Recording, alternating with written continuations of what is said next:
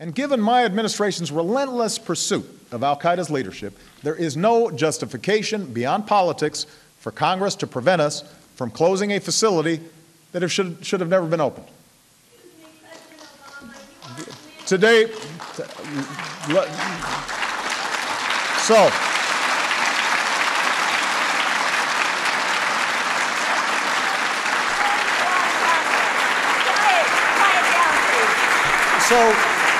let me finish, ma'am.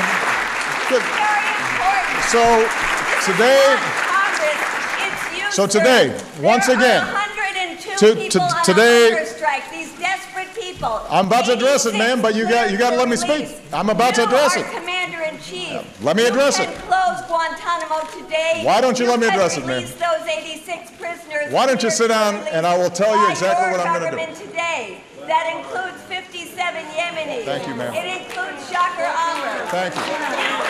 Thank you. Ma'am, thank you. You should let me finish my sentence. Today, I once again call on Congress to lift the restrictions on detainee transfers from Gitmo. I have asked the Department of Defense to designate a site in the United States where we can hold military commissions. I'm appointing a new senior envoy at the State Department and Defense Department whose sole responsibility will be to achieve the transfer of detainees to third countries. I am lifting the moratorium on detainee transfers to Yemen so we can review them on a case-by-case basis. To the greatest extent possible, we will transfer detainees who have been cleared to go to other countries. Where appropriate, we will bring terrorists to justice in our courts and our military justice system. And we will insist that judicial review be available for every detainee.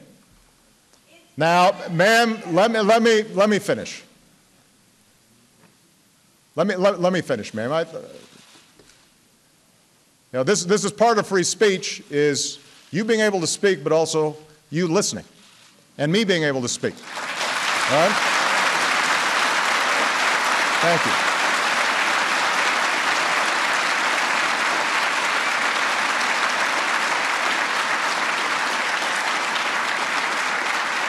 Now,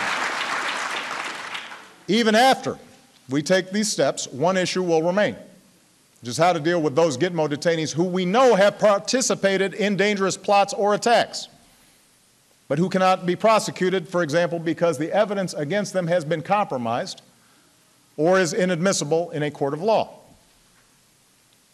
But once we commit to a process of closing Gitmo, I am confident that this legacy problem can be resolved, consistent with our commitment to the rule of law.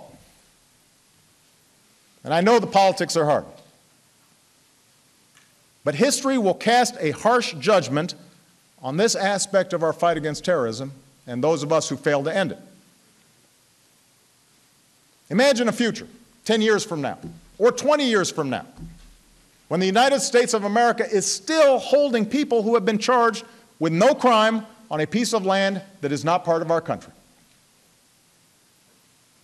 Look at the current situation, where we are force-feeding detainees who are being held on a hunger strike.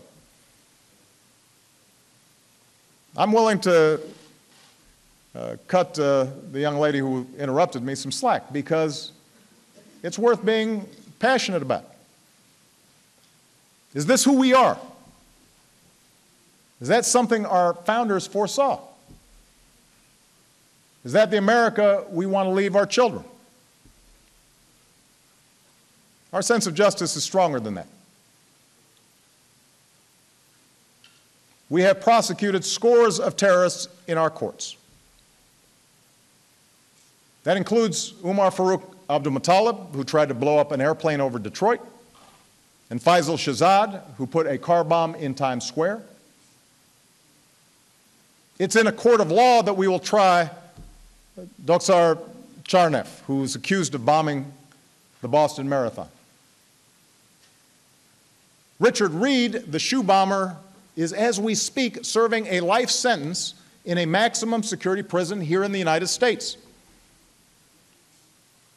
In sentencing Reed, Judge William Young told him, "The way we treat you is the measure of our own liberty." When we went, he went on to, we went on,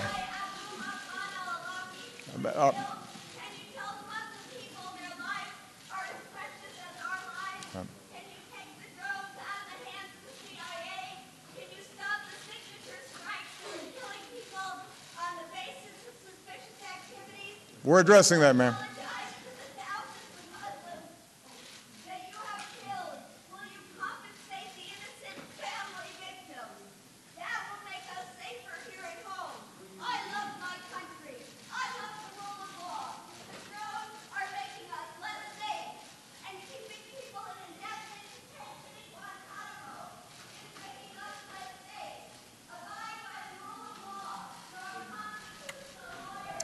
You know, I think that and I'm going off script as you might expect here.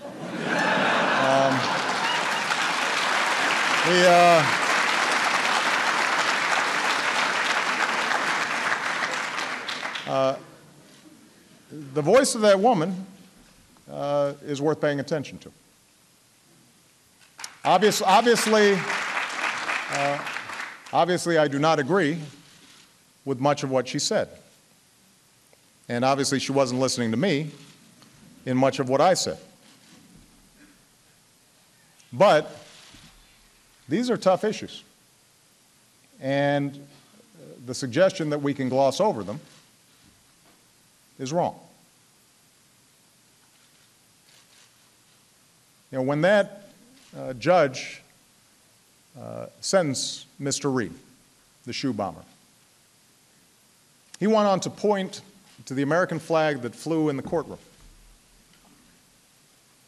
That flag, he said, will fly there long after this is all forgotten. That flag still stands for freedom. So, America, we face down dangers far greater than al-Qaeda. By staying true to the values of our founding, and by using our constitutional compass, we have overcome slavery and civil war and fascism and communism. In just these last few years as president, I've watched the American people bounce back from painful recession, mass shootings, natural disasters like the recent tornadoes that devastated Oklahoma. These events were heartbreaking. They shook our communities to the core. But because of the resilience of the American people, these events could not come close to breaking us.